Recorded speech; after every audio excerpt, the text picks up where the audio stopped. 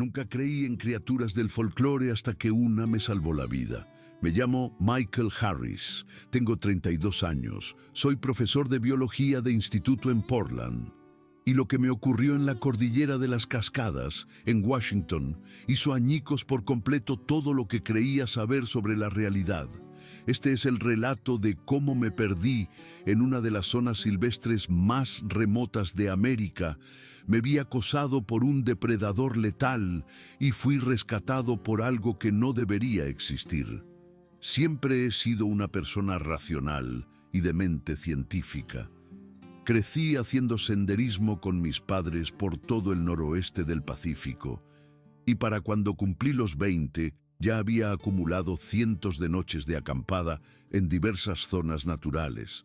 Tengo el certificado de socorrista en zonas agrestes, sé leer mapas topográficos y usar una brújula, y ya me he enfrentado a situaciones complicadas, como encuentros con osos negros o verme atrapado en medio de un temporal. Cuento esto para que se entienda que no soy un novato sin experiencia que entra en pánico a la primera de cambio. De hecho, esa confianza en mis habilidades fue parte de lo que me metió en este lío. A finales de septiembre, decidí tomarme una semana libre en el trabajo para hacer un viaje de senderismo en solitario por una sección remota de las Cascadas. Llevaba meses planeándolo, estudiando mapas, consultando las previsiones meteorológicas y preparando meticulosamente todo mi equipo. La previsión era perfecta, con cielos despejados y temperaturas suaves. Metí en mi mochila de 60 litros todo lo que necesitaba: mi tienda, el saco de dormir, el botiquín de primeros auxilios, el sistema de purificación de agua, comida para 5 días, ropa de repuesto y, muy importante, mi comunicador satelital de emergencia que podía enviar mis coordenadas GPS a los servicios de rescate. Le di información detallada sobre mi ruta a mi mejor amiga, Jennifer, incluyendo el punto de inicio, los lugares donde pensaba acampar y la fecha prevista de regreso. Le dije que si no tenía noticias mías a las 6 de la tarde del 5.º día, que contactara con los guardabosques del parque. También solicité un permiso para pernoctar en la zona. Me sentía completamente preparado. El primer día fue exactamente según lo previsto. Empecé a caminar a las 8:30 de la mañana y el tiempo era absolutamente perfecto. El sendero serpenteaba a través de un magnífico bosque primario, con imponentes abetos de Douglas y cedros rojos occidentales que se alzaban sobre mi cabeza. Avancé a muy buen ritmo y llegué al lugar de acampada previsto a media tarde. Monté la tienda cerca de un pequeño arroyo, purifiqué agua, cené y me dormí, satisfecho de lo bien que estaba yendo todo. El segundo día también empezó bien. Desmonté el campamento y continué por el sendero establecido, ganando altitud gradualmente. Las vistas eran espectaculares. Pero sobre el mediodía, algo salió mal. Llegué a un tramo donde el sendero parecía bifurcarse de una manera que no coincidía con mi mapa. Había lo que parecía un camino más trillado que se desviaba a la derecha y un sendero más tenue que seguía recto. Mi mapa indicaba que el sendero seguía recto, pero el desvío de la derecha parecía más consolidado. Estuve varios minutos estudiando el mapa, intentando averiguar cuál era el camino correcto. Finalmente, decidí seguir lo que pensé que era el sendero principal, hacia la derecha. Esa decisión fue mi primer error. En menos de una hora, me di cuenta de que algo no iba bien. El sendero se estaba volviendo menos definido y el terreno no se correspondía con lo que esperaba según mi mapa. Me detuve, saqué de nuevo la brújula y el mapa e intenté averiguar dónde estaba exactamente. Pero cuanto más estudiaba el mapa, más confuso me sentía.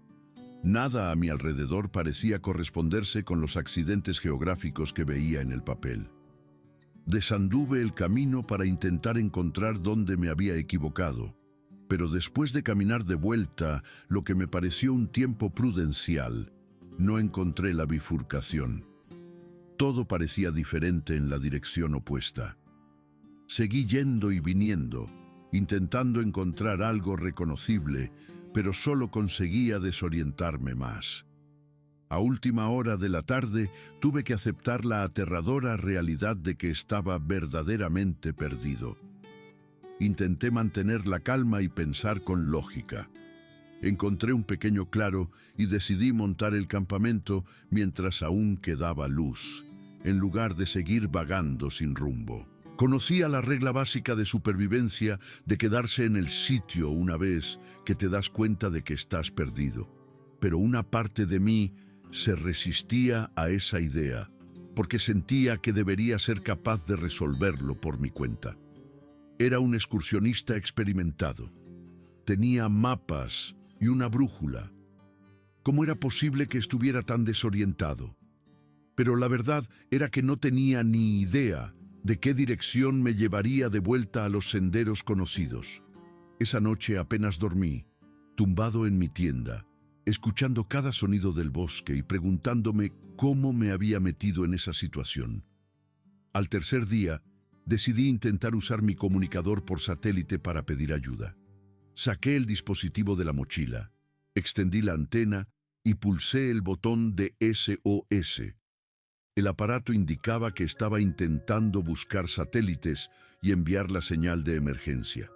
Esperé 15 minutos, pero el dispositivo seguía mostrando que intentaba transmitir sin confirmar que el mensaje se hubiera enviado. Lo intenté de nuevo varias veces a lo largo de la mañana, pero no conseguí la confirmación de que mi señal de socorro hubiera llegado. O bien, el dosel del bosque era demasiado denso o las montañas circundantes bloqueaban la señal. No sabía si mis peticiones de ayuda estaban llegando a alguien. Sin confirmación, tuve que asumir que seguía solo. Decidí que tenía que intentar encontrar la salida en lugar de simplemente esperar. Estudié la brújula y decidí dirigirme al noroeste, razonando que, si mantenía una dirección constante, acabaría por encontrar una carretera o un sendero establecido. Empecé a caminar a través del bosque, intentando moverme en una línea lo más recta posible. Pero el terreno era increíblemente difícil. Tenía que desviarme constantemente para rodear densos matorrales, barrancos escarpados y árboles caídos. Cada desvío me desviaba de mi rumbo. Por la tarde estaba agotado, lleno de arañazos por abrirme paso entre la maleza y no más cerca de encontrar ayuda. Acampé esa noche en una pequeña hondonada, me comí una de mis comidas deshidratadas e intenté no pensar en el tremendo lío en el que estaba metido.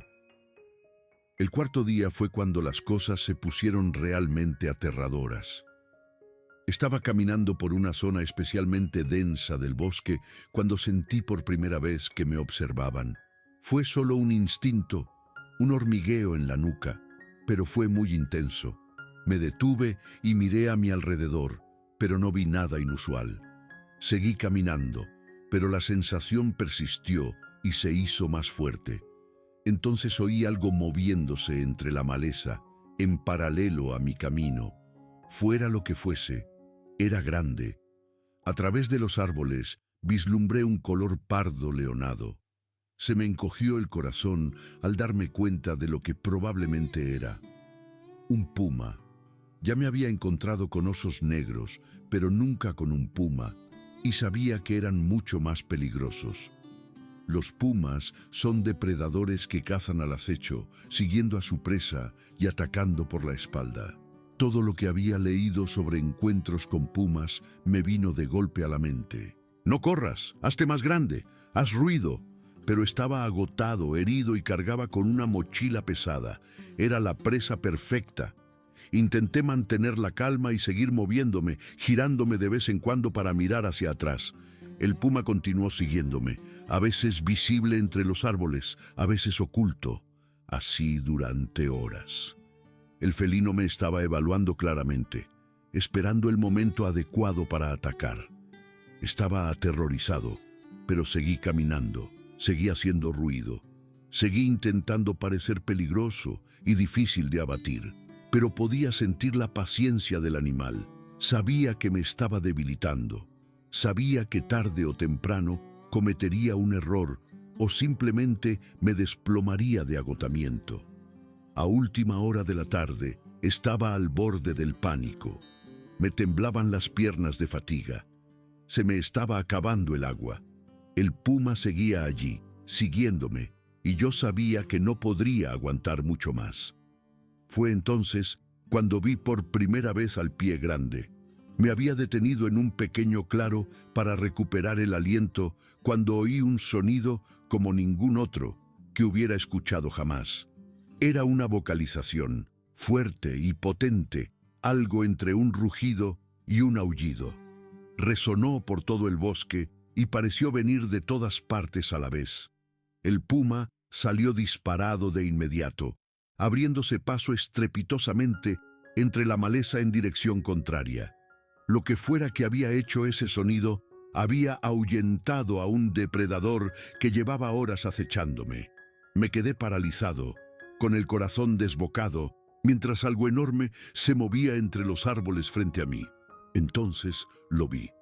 De pie al borde del claro, había una criatura de al menos 2,5 metros de altura, cubierta de pelo castaño oscuro, con un rostro que era a la vez simiesco y perturbadoramente humano. Era un Sasquatch, un pie grande, una criatura que cada parte racional de mi mente insistía en que no podía existir. Pero allí estaba, tan real como los árboles que me rodeaban, observándome con unos inteligentes ojos oscuros. Debería haber estado aterrorizado, pero estaba más allá del terror, más allá de cualquier reacción normal. Estaba agotado, deshidratado y en estado de shock. Me quedé allí, simplemente mirando a aquella criatura imposible. El pie grande me devolvió la mirada durante lo que pareció una eternidad. Entonces hizo algo que no tenía ningún sentido. Hizo un gesto con uno de sus enormes brazos, indicándome claramente que lo siguiera. El gesto fue tan deliberadamente comunicativo, tan obviamente inteligente, que me encontré respondiendo de forma automática. Di unos pasos vacilantes hacia adelante. El pie grande se giró y empezó a caminar por el bosque, y sin pensar realmente en lo que hacía, lo seguí. Seguí al pie grande a través del bosque durante lo que debieron ser varias horas, aunque había perdido toda noción del tiempo. La criatura se movía con una gracia increíble a pesar de su tamaño, sorteando la densa maleza y el terreno accidentado con facilidad. Se detenía de vez en cuando y me miraba, comprobando claramente que todavía lo seguía. Yo me movía en piloto automático, demasiado agotado y confuso para cuestionar lo que estaba sucediendo. Finalmente, el pie grande me condujo a un pequeño saliente rocoso que formaba un refugio natural. La criatura señaló hacia la zona resguardada y entendí que quería que descansara allí. Entré a trompicones en el refugio, dejé caer la mochila y me desplomé. Debí de desmayarme por el agotamiento, porque lo siguiente que recuerdo es despertarme horas más tarde en completa oscuridad. Me dolía todo el cuerpo y estaba desorientado y confuso sobre dónde me encontraba. Entonces recordé al pie grande y sentí una oleada de miedo, preguntándome si lo habría soñado todo. Pero oía algo moverse fuera del refugio, algo grande que respiraba rítmicamente. Busqué a tientas mi linterna frontal y la encendí. El haz de luz iluminó la enorme figura del pie grande, sentado justo fuera del saliente rocoso, al parecer montando guardia. La criatura me miró con calma cuando la luz le dio, sin mostrar agresividad ni miedo. Me estaba protegiendo. La revelación fue abrumadora. Esa criatura que no debería existir me estaba vigilando durante la noche. Debí de perder y recuperar la conciencia varias veces, porque lo siguiente que recuerdo con claridad es la primera luz de la mañana filtrándose en el refugio. El pie grande seguía allí, ahora de pie, y mirando fijamente en una dirección concreta. La criatura se volvió hacia mí e hizo el mismo gesto, indicando que debía seguirle de nuevo. Me puse en pie a duras penas, con el cuerpo rígido y dolorido. Recogí mi mochila y lo seguí. El pie grande me guió por el bosque con un propósito aparente, moviéndose en una dirección específica. Después de quizás una hora de caminata, empecé a oír algo a lo lejos. Voces, voces humanas. El pie grande me había llevado hasta otras personas. La criatura se detuvo al borde de una zona densa de bosque e hizo un gesto hacia adelante una vez más. Lo entendí. Me había llevado hasta donde estaba dispuesto a acercarse a otros humanos. Miré al pie grande e, incluso a través de mi agotamiento y confusión, sentí un abrumador sentimiento de gratitud. Esta criatura me había salvado la vida. Había ahuyentado al puma, me había proporcionado refugio, me había protegido durante la noche y me había conducido al rescate. Quería decir algo, expresar mi agradecimiento, pero no tenía ni idea de si la criatura podría entender el habla humana. Simplemente le miré a aquellos ojos inteligentes y esperé que pudiera percibir mi gratitud. El pie grande me sostuvo la mirada un instante, luego se giró y desapareció en el bosque sin hacer un solo ruido. Avancé a trompicones entre los árboles y salí a un sendero establecido. Allí había 3 excursionistas, una pareja y otro hombre, todos sorprendidos por mi repentina aparición. Debía de tener un aspecto terrible, arañado, sucio y probablemente medio delirando. Corrieron a ayudarme e intenté explicar que me había perdido, pero las palabras me salieron entrecortadas y confusas. Me dieron agua y comida, y uno de ellos tenía un teléfono por satélite que sí funcionaba desde ese lugar. En 2 horas, un helicóptero de los guardabosques nos había localizado y me estaban evacuando por aire. Los guardabosques y más tarde el personal del hospital me preguntaron repetidamente cómo había sobrevivido 4 días perdido en la naturaleza y cómo había encontrado el camino de vuelta al sendero. Les dije que debí de tener suerte, que había seguido caminando y que al final tropecé con el sendero. No mencioné al puma y desde luego no mencioné al pie grande. ¿Quién me iba a creer? Incluso yo me preguntaba si había ocurrido de verdad o si había alucinado todo el encuentro debido al agotamiento y la deshidratación. Pero yo sabía que fue real. Los arañazos en mis brazos por abrirme paso entre la maleza eran reales. La deshidratación y el agotamiento eran reales. Y el pie grande era real. De eso hace 5 años. He tenido mucho tiempo para pensar en lo que pasó y decidir qué significa. Sé que algunas personas que lean esto asumirán que miento, que identifiqué mal algo o que estaba alucinando. No puedo probar lo que ocurrió. No tengo fotos ni pruebas físicas, nada más que mi testimonio. Pero sé lo que viví, sé lo que vi. Un pie grande me salvó la vida. Decidió intervenir cuando podría haberse quedado simplemente oculto. Mostró compasión e inteligencia y tomó la decisión deliberada de ayudar a un humano en apuros. La experiencia cambió por completo mi forma de ver el mundo. Ahora estoy más abierto a otras posibilidades, más dispuesto a admitir que no tengo todas las respuestas. Cuando mis alumnos me preguntan si algo existe, es más probable que responda con incertidumbre en lugar de con una convicción absoluta, porque he aprendido que la certeza puede hacerse añicos en un instante cuando la realidad te presenta algo que estabas seguro de que era imposible. Pienso a menudo en ese pie grande. Me pregunto si seguirá ahí fuera, en esas montañas. Me pregunto si habrá ayudado a otros excursionistas perdidos.